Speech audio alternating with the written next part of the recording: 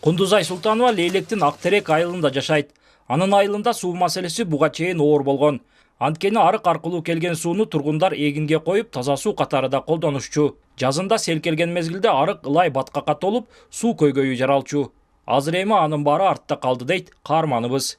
Biz murda ушул арыктан эле иччү эдик сууду. Акыркы күндөрдө ана сел келип, суу неме болуп, анан көбүнчө эле жолдон барып ташып келип иччү эдик да, балдар менен, машин менен, колдо. Шаяктан ташып иччү эдик. Энди бул биздин суубуз чыкканы жакшы болду. Бир себеби мына жактан канча адамдар суу ичет арыктан. Бул арыктагы сууга кемде болсо кошумча болду. Бир жагы өзүбүзгө мөтө сел алып кетсе, жолдо сууга жетпей калса, коңшулар келип шеттен суу көтөрүп кетет.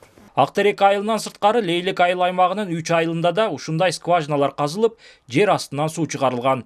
Ага республикалык бюджеттен Баткен облусун өнүктүрүүгө багытталган 500 миллион сомдун эсебинен 3 миллион сомго жакын каражат ажыратылган. 2 миллион 871 мың 409 сомдон үнөмдөлгөн акча 237 мың 479 сом акча үнөмдөлгөн. Бүгүнкү күндө баардыгы иштеп атат.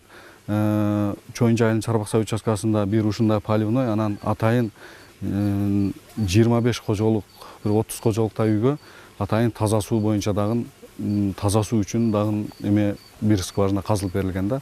Ошол айыл өкмөт боюнча 4 скважина бүгүнкү күндө өзүнүн кызматын аткарып атат.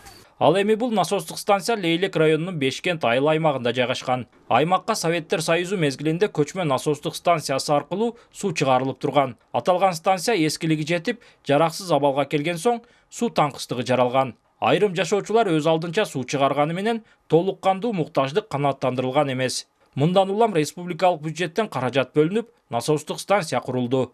Бул насостук станция 41 гектар жерди суга суу менен камсыз кылат. Анын ичинен 10 гектары жаңыдан өздөштүрүлгөн. Жаңыдан өздөштүрүлгөн жердин 6 гектарын турак жай куруу үчүн, 4 гектарын өнөр жай курулушу үчүн атайын бөлүп койгонбуз. Калган 31 гектар элдин 13 гектар суга тайдоо жер үлүшү, 9 гектар бактарактар, анан 9 гектар калтуу конуштар бар. Белгилеп өтсөк, республикалык бюджеттен Баткен облусун өнүктүрүүгө багытталган 500 миллион сомдун эсебинен Лейлек районуна 125 миллион сом бөлүнгөн. Ал каражат аймактагы суу маселесине байланыштуу көйгөйлөрдү чечүүгө жана киреше алып келүүчү муниципалдык ишканаларды ачууга жумшалууда. Улан Маккамбаев, Адыл Орозалиев, ЛТР, Баткен облусу.